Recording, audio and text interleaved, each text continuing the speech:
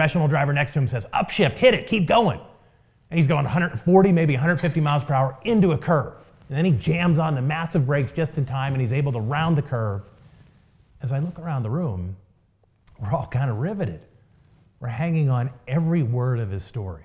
And this was the guy that said that he's dry or that he struggles to communicate his message. And what I did later on was I kind of approached John just one-on-one and said, look, you want to be more interesting, you want your customers and your evaluators to remember more. That story you told about the Ferrari was terrific. It's great. He said, well, yeah, but that doesn't really apply. I says, no, it does. A lot of us make this mistake. We think that in our federal markets, we have to be very professional and we don't bring in a story. No, I work with clients to come up with all kinds of different stories. Stories on previous successes they've had, stories in the field, working with the customer, supporting the mission, helping the customers at different levels overcome adversity. Some of the stories that they get, they're terrific. They're as engaging and as interesting as the Ferrari 58 story. Now, they're appropriate, they're for the workplace. But we opened up this segment with why the power of stories. Why do we care? Why are we always talking about stories?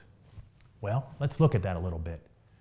The reason I remember every word of John's Ferrari story is I was experiencing the events as if they were happening to myself. A good story does that.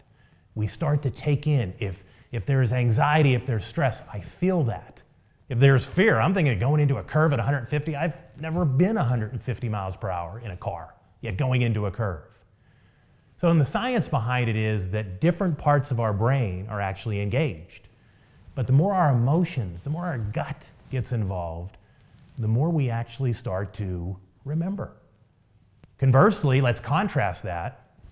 If you're just giving somebody data, information, most people a week later will remember less than 10%.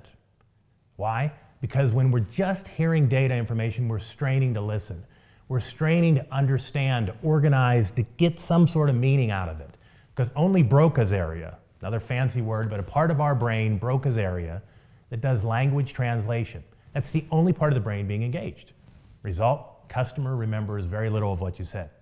So when we talk about the power of stories, remember that Ferrari 458. I encourage you to use them to draw in that customer, to engage other parts of their mind, and they'll remember more of your message.